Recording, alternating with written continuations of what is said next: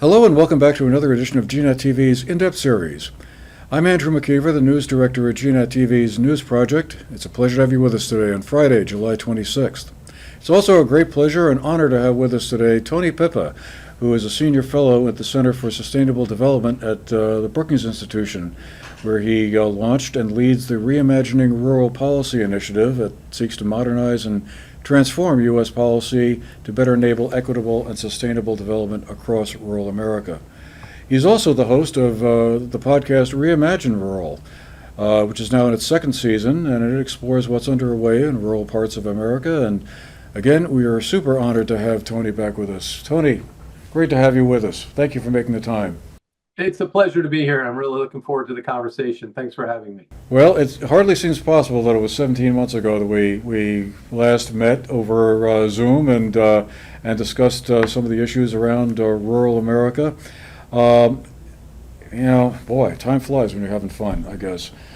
But I guess I wanted to start today by just sort of talking a little bit about the new podcast. Well, it's in the second season, so not totally new, but I guess what draws you or to certain towns for the podcast? You in the new season you just started a few months ago, you go around to a couple of different communities, Kansas, California, also upstate New York. What made those communities stand out to you and made you think, we need to take a deeper dive into what's going on there? Yeah, thanks. And thanks for highlighting the podcast and the stories that we're capturing through it.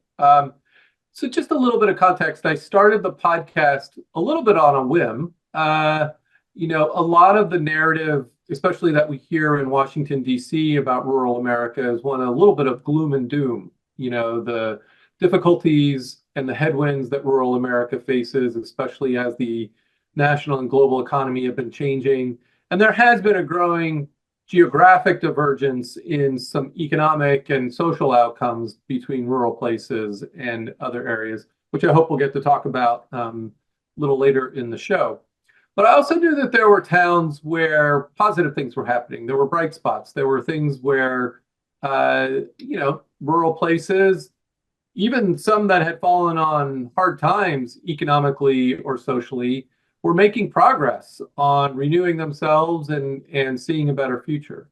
And so that's sort of the basis for the podcast. It's really a place-based podcast. As you say, I go to visit places and to really capture the story from local people and local residents about how positive change is happening. And, I'm a policy wonk. As you say, I lead a policy initiative. And so it also gives me the chance to explore, is our policy actually matching, what is happening in these particular communities? Is it really meeting their needs? If there's positive change happening, has policy been a part of that in some way? And if so, how?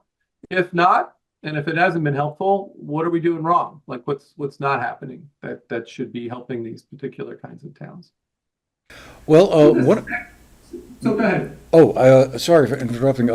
One of the questions I asked last year, but it's one I thought I'd return to again, and this seems like a good point to do it, is it's because it's one that's fascinated me for a long time, is like, why are certain communities, some towns, such as the ones that you describe in your podcast, like Tuskegee, Alabama, or Humboldt, Kansas, or Humboldt, California, why do they seem to be successful at either reinventing or reviving themselves after, maybe a difficult economic event happened that changed kind of the way things were in the community?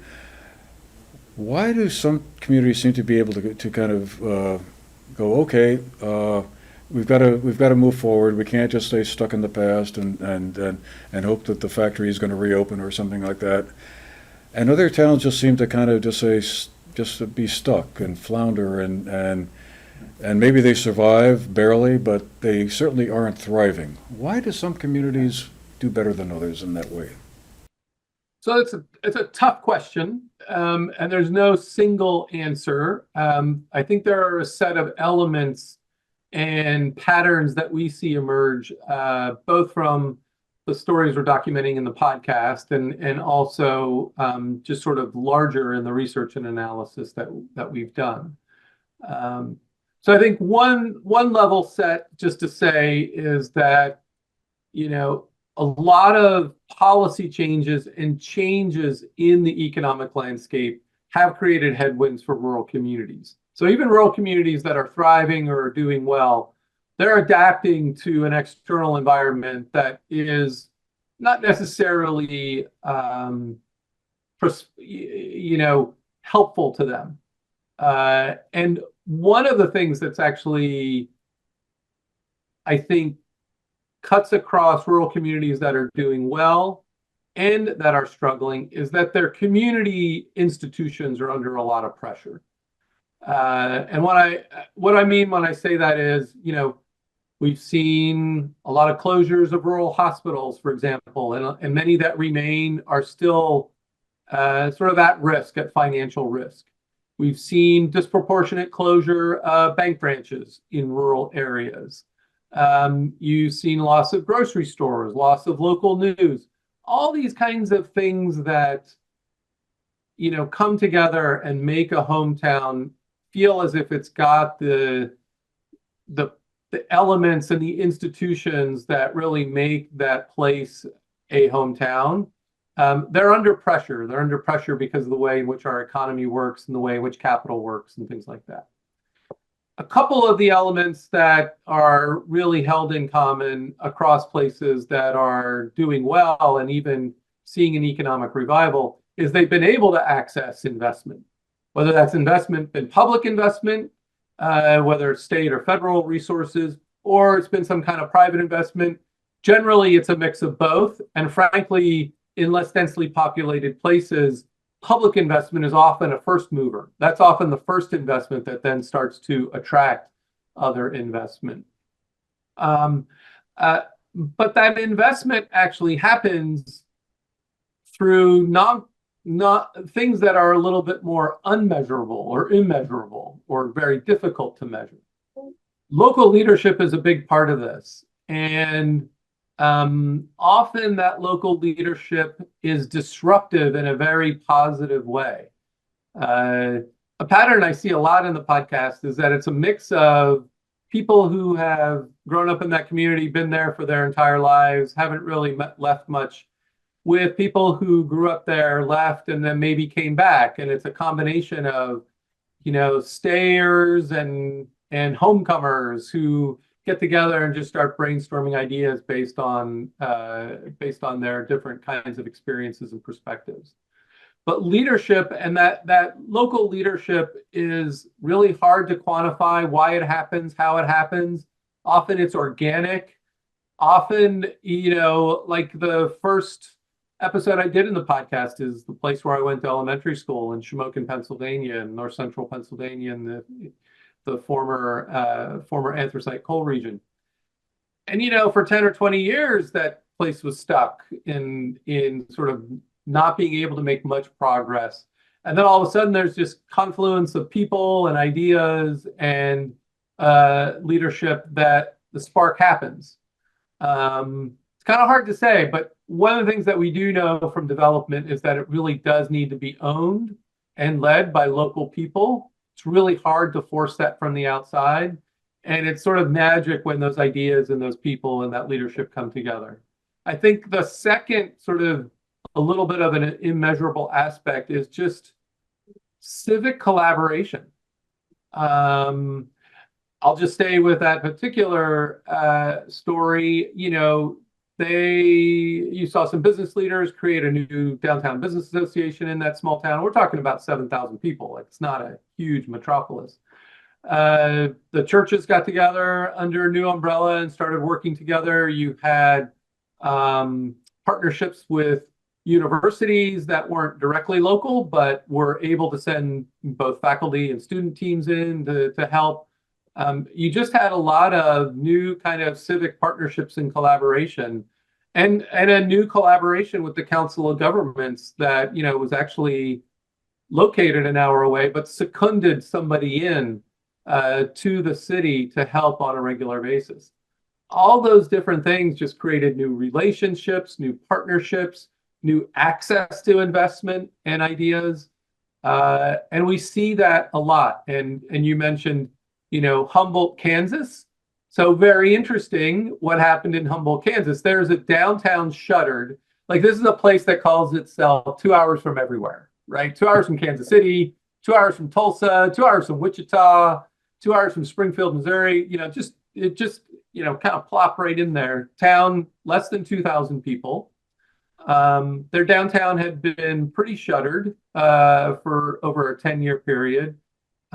Still had some really core local anchor businesses, though, so a couple of manufacturing businesses that were locally rooted and located. But no real life to the downtown. And you had a combination of people who were from that place, a younger generation that had been from that place, had gone and had experiences elsewhere, even internationally, that came back and had created a new partnership called a Boulder Humboldt, kind of a public-private partnership, partnering with some of those local companies, being able to access public investment. And then here's the third element that I didn't talk about yet. I talked about leadership, but it's also a bit of a mindset shift. Like there's just a narrative, a new way of talking about your town, your ownership over that town and what its future might be. You recognize the history of that town and what the community's identity is that's matched up with that history. Sometimes that history can work against you because people want to go back to that history and they don't quite see what the future is. But there's a narrative, a mindset of here's what our future can be, and by gosh, we're going to go there. We're gonna do it. And they even called their partnership, a Boulder Humboldt. It's got like bold in the title. And it's been incredible. Like they put so much of their own elbow grease and hard work into that. In fact, when they've been doing the renovation of downtown buildings and the investment that they've been getting, they've actually had a hard time because of post-pandemic and just sort of rural versus urban. They've had a hard time getting contractors to come in. It's been easier for contractors to stay in the cities and be more efficient. So they've learned how to do some of the construction and things like that on their own. But they have become such a destination, and the stores and the outlets and the locally led businesses that have been created have made downtown Humboldt such a destination.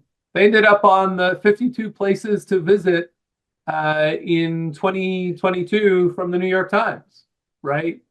And so that's what sparks me to say, okay, here's what's going on in this town. So you asked, what draws me to these towns? Well, like I open up the New York Times and there's Humboldt, Kansas saying, alongside like Vanuatu and Greenland and, Monaco, that's the place I should go visit this year. And I think, okay, what's going on there? That's different. What's going on? But to also answer that question, the other thing that we did for the second season, I did a report that documented what the opportunities are for rural America in the recent legislation that's been passed over the past couple of years. The Bipartisan Infrastructure Law, the Inflation Reduction Act, the CHIPS and Science Act, which is kind of the act that's looking to reshore manufacturing of semiconductor chips and things like that. Some people think of it as kind of the competition with China act.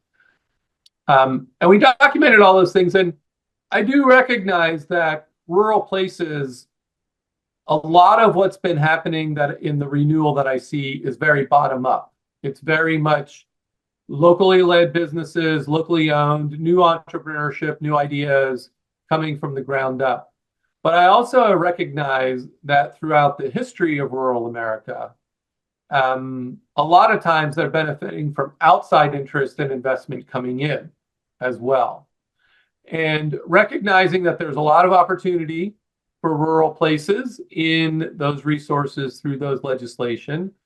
There's a transition to cleaner energy going on, recognizing that rural places are disproportionately the place that have the resources and the space and the land to be really important in that clean energy transition. I wanted to document places that are seeing those outside interests come in and to understand how they are managing that to ensure that it's benefiting their town and their residents on their terms, not just getting buffeted by what those outside interests see as important to be doing in those rural towns. So that was a bit of the basis for the second season and the stories that we captured in the second season.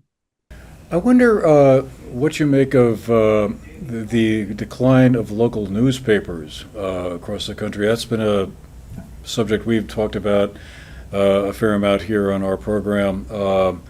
I mean, I see these, distressing statistics about how every week there's one or two local papers somewhere across the country being closed down, and that seems to have a well, I know that has a negative impact.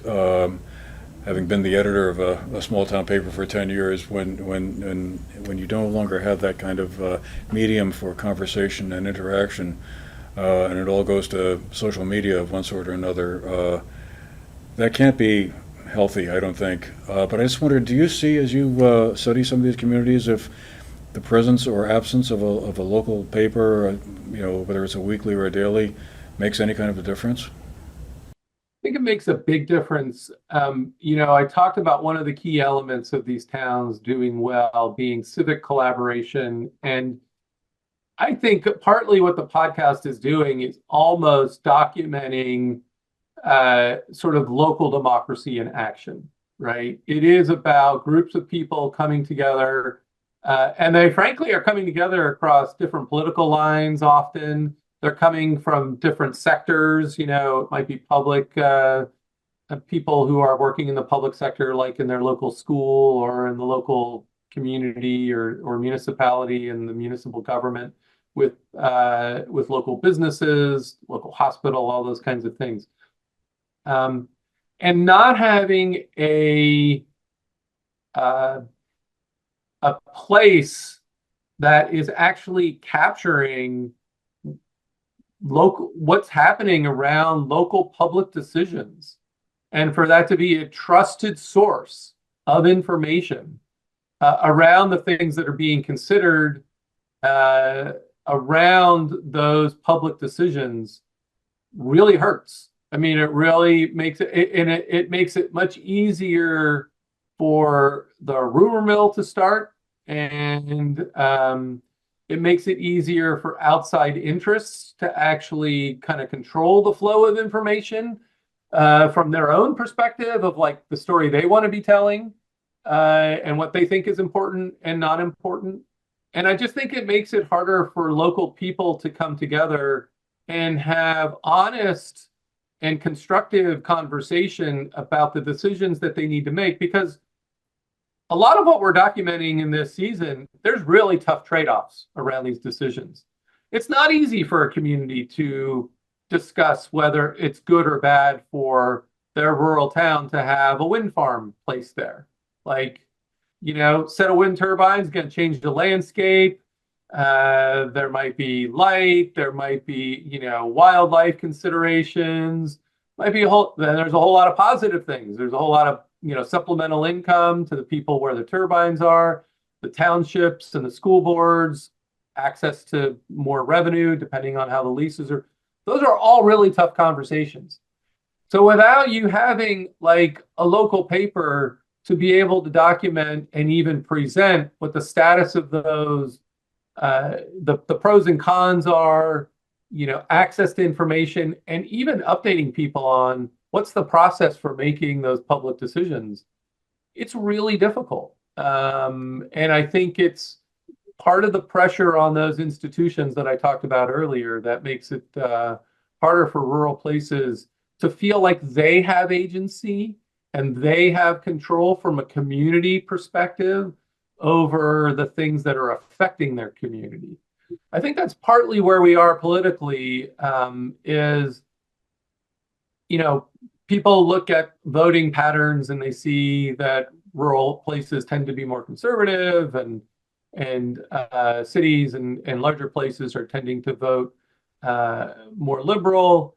And I will hear a lot questions, what's going on, And I think partly it is, rural places, smaller and less densely populated places, um, are a little bit more at the mercy of larger economic and social forces. And the extent to which they feel like they're not in control of their own destiny makes it really difficult for them to be trusting and valued. And yet at the same time, they're the voters who actually are voting more on what's going on in their local community than many other voters. Many other voters will vote on national issues or things, but rural voters, I think, are more closely tied to what they see as the prospects, positive or negative, for their local communities as well. Your point about the wind turbine issue out there in Humboldt, California, was one that I found very interesting listening to your podcast, and it's one I want to return to in a moment. But before we go there, I just had one last question kind of around this whole issue of rural prosperity, whatever. One of the programs we've done here looks at civil discussion between different groups of people, and I've often wondered, and kind of in connection with this, why do you think people who live in, let's say, urban or suburban areas, what don't they understand about life in rural communities, and vice versa? What do folks who live in small towns, rural areas, not understand about what life is like on urban ones, and how does that impact their perceptions of each other?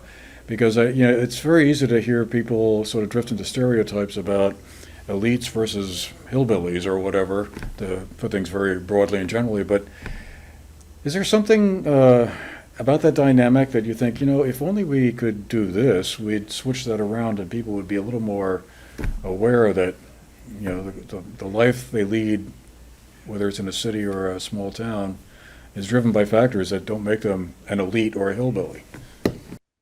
Yeah. I think one of the things that people in cities and suburbs don't necessarily understand about, like, I will hear many people in urban areas say, well, aren't rural people voting against their own interests if they're not voting, for more investment from social safety net programs and things like that? And I think that's actually a misapprehension of the values that people have in rural communities. First off, I do think that there's a skepticism of government intervention at the rural level, but I think it's well earned, right? It's a little bit of a paradox of our politics, where even though political scientists will say that rural places have a disproportionate share of political influence, that actually rural interests are disproportionately not represented when decisions get made. And I think what urban folks don't necessarily viscerally feel the way rural people do is that there have been policy decisions made.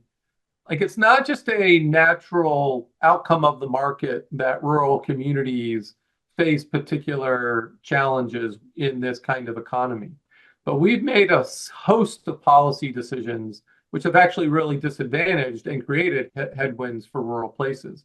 Everything from policy decisions around regional transportation. For example, regional airports don't get the support or the mandate for people to be flying to particular regional airports anymore. And that makes it very difficult for economic development.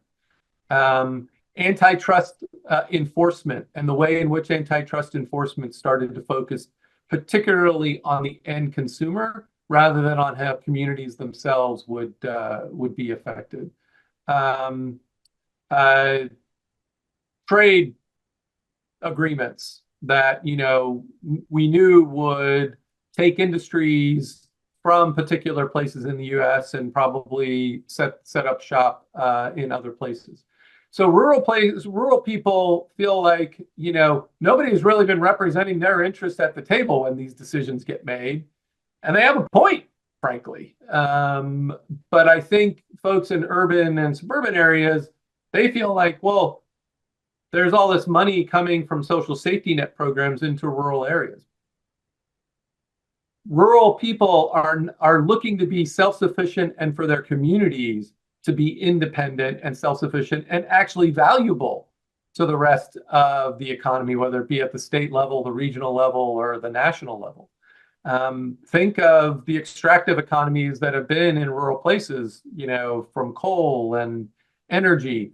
Those communities feel like they are really important to the rest of the country. They power the country. And so when their community then becomes something that's just receiving a lot of federal social safety net programs, that is a blow to their identity, and they actually would rather not be receiving that money. They would rather be self-sufficient communities.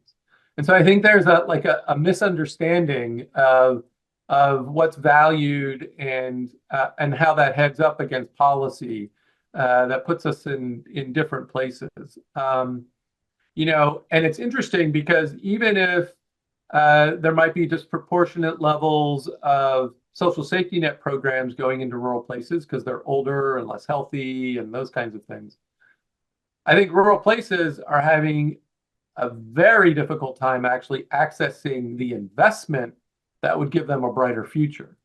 And I think that's also a frustration at the local level. And I think both sides have a difficult time recognizing the interdependence. Like, the American economy isn't the American economy without rural places, but rural places also aren't going to be thriving rural places without the micropolitan small cities, major cities also that are part of their states as well.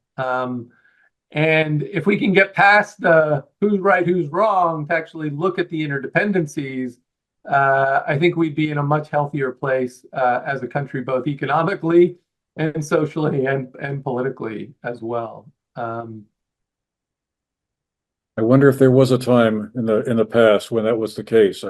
Probably in 1789 or when the Constitution was written, there was still that same tension between.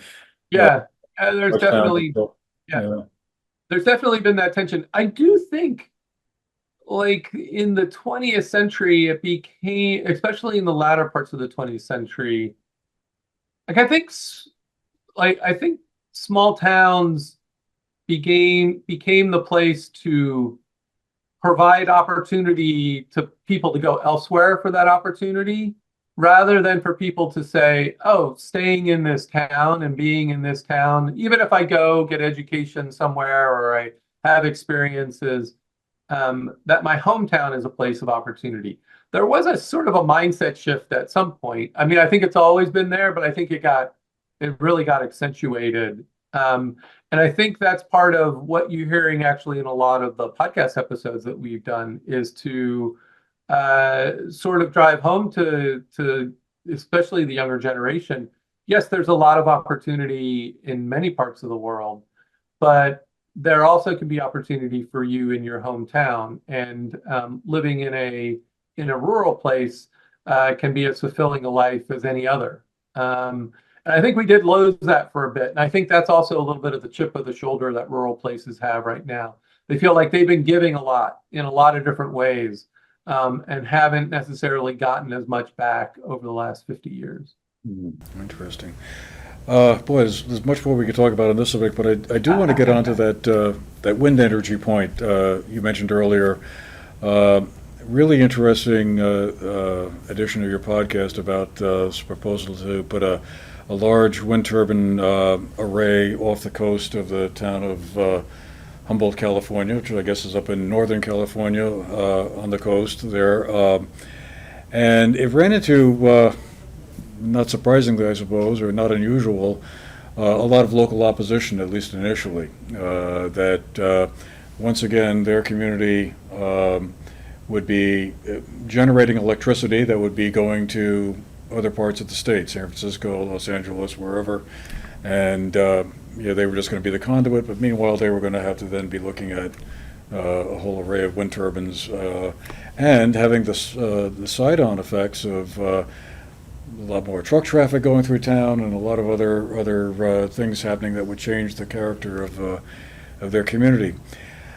I've often wondered, since there have been a couple of similar proposals made here in Vermont and for various communities, whether it's wind turbines or solar arrays, why couldn't it be that if a local community is going to be the host of a facility like that, where most of the benefit of what gets generated there goes someplace else, why wouldn't it be possible for the local host community to get some kind of benefit, like a tax break or free electricity for a month, or something, just to say, hey, we understand you're making a sacrifice, but here's a trade-off for you.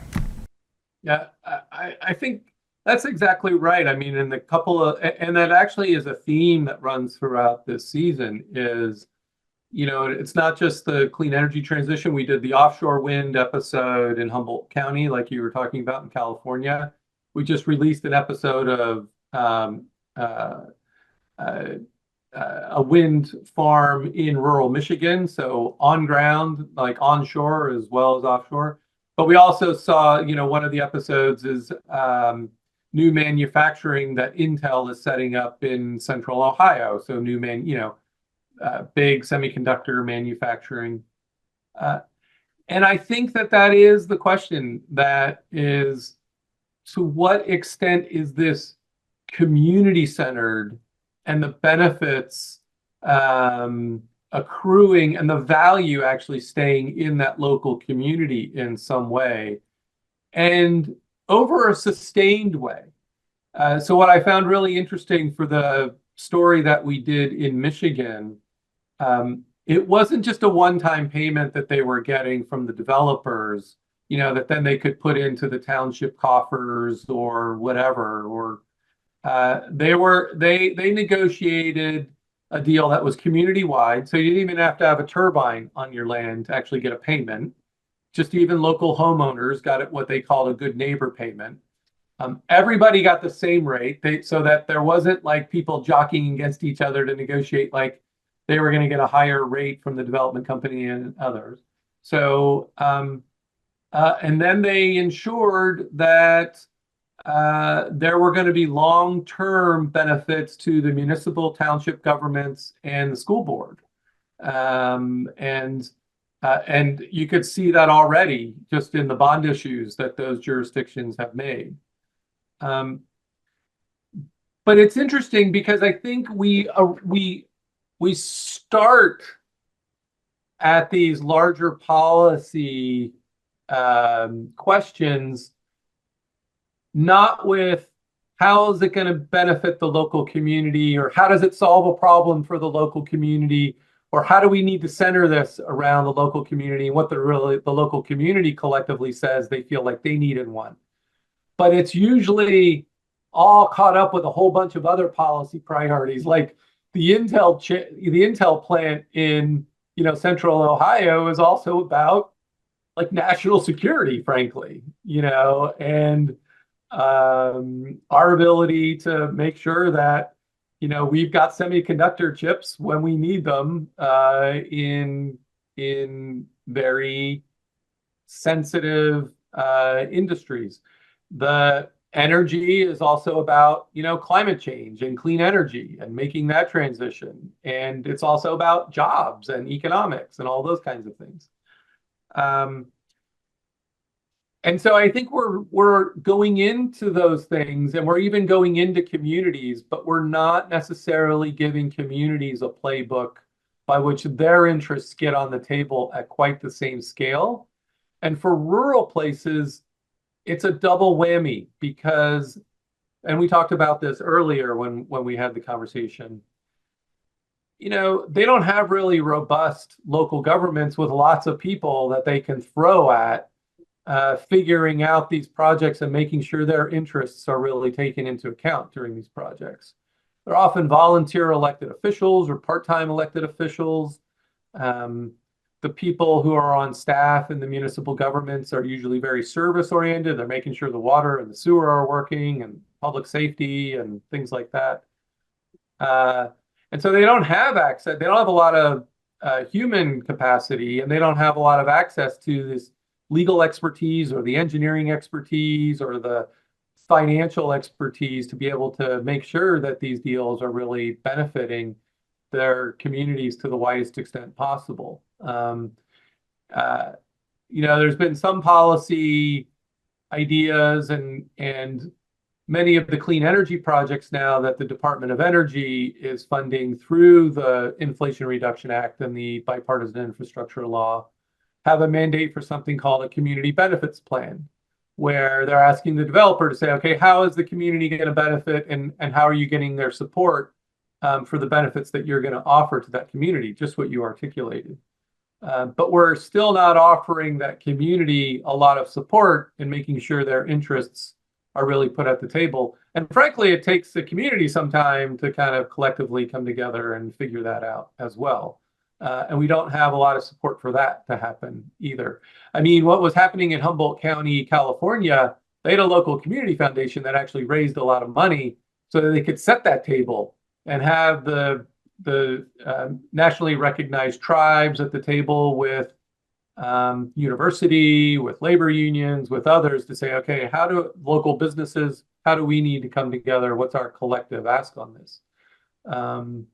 But it also takes time for a community to be able to come together and even figure that out. I wondered if you're seeing, as you look at various communities around the country, the same large issue that is happening here in Vermont around housing. That is probably issue number one on a very short list of big issues. But providing housing for people who want to live here has become a very large problem and political question as well. I guess I just wondered if you're seeing the same kind of back and forth between, I guess, to kind of reduce it to something simple, NIMBYs and YIMBYs, where people say, yeah, well, I understand we need to have affordable housing or workforce housing, but you need to put it someplace where I don't have to look at it.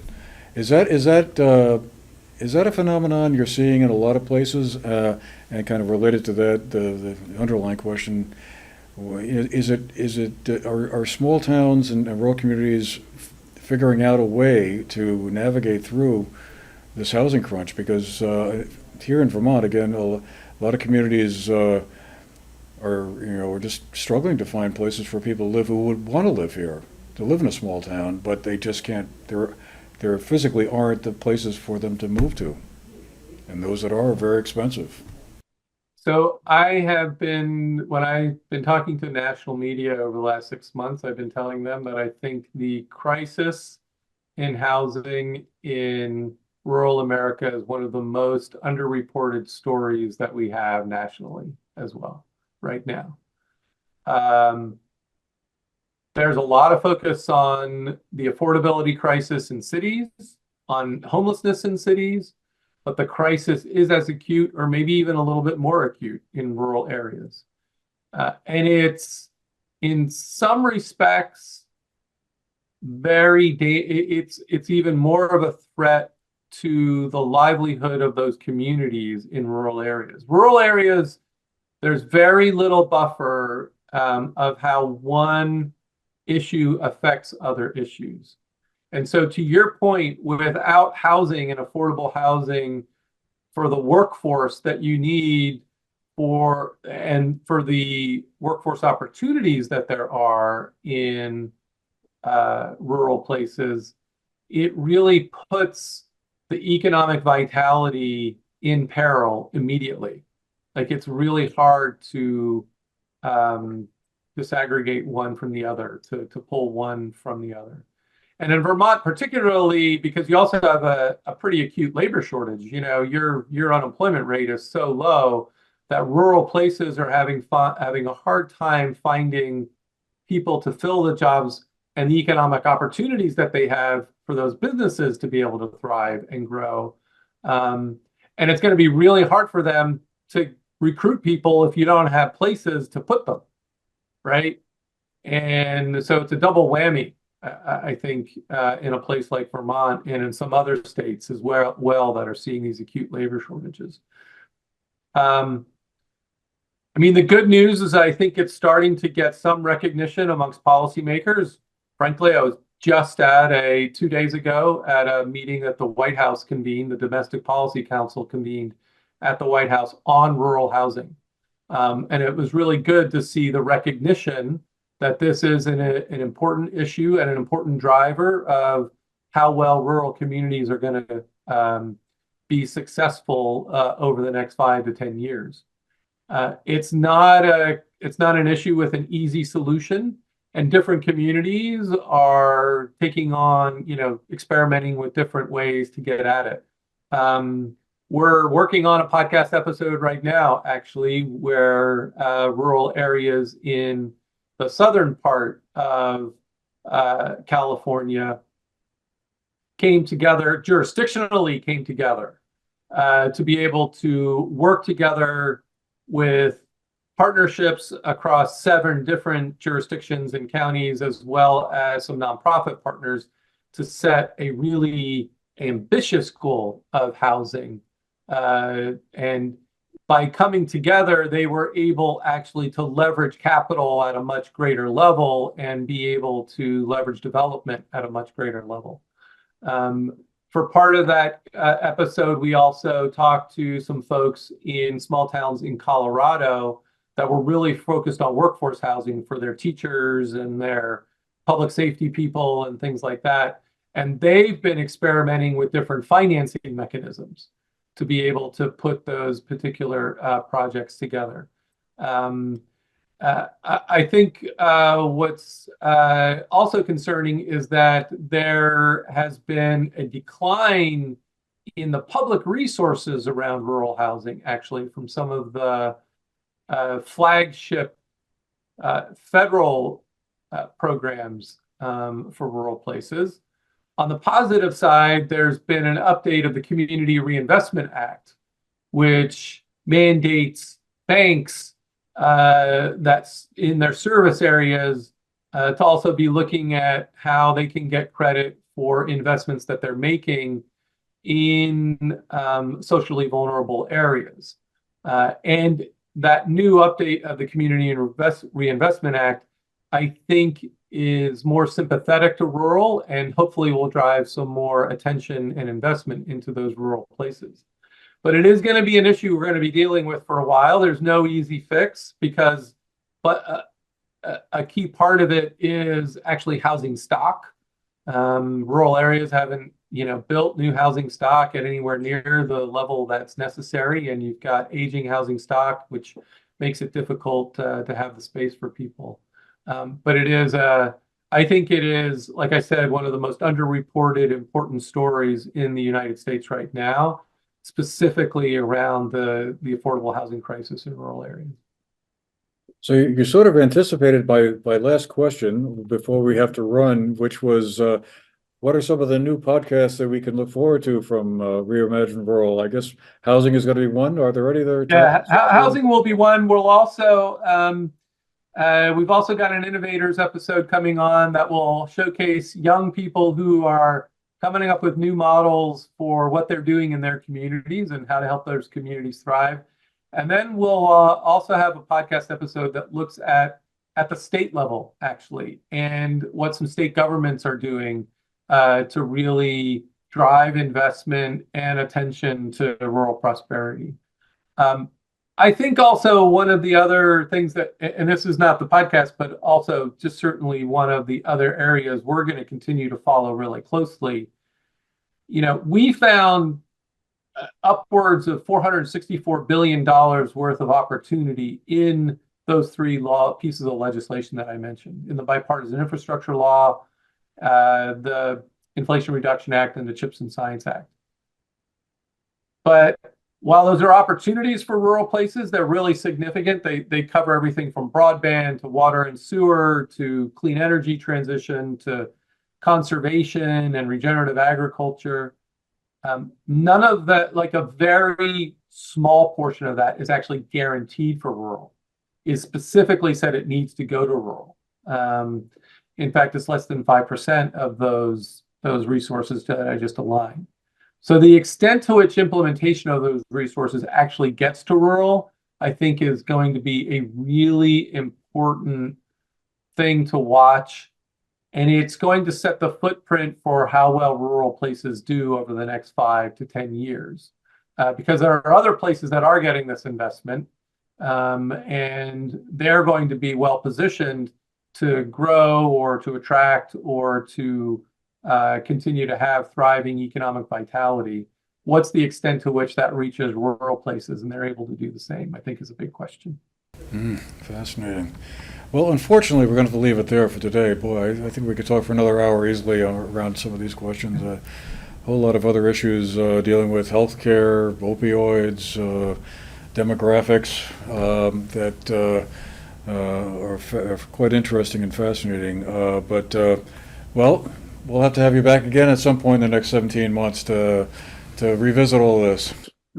I'm happy to do it, and it's always a pleasure to be with you. And I love how we're able to have this conversation and get into depth on some of these issues. So I appreciate what you're doing. Well, and thank you for your time and the work that you're doing at the Brookings Institution, incredibly important. So thank you very much, and well, thank you to all of you who've been with us today, and hope you found the program interesting. We'll see you again the next time, and meanwhile, have a great day. Thanks for being with us.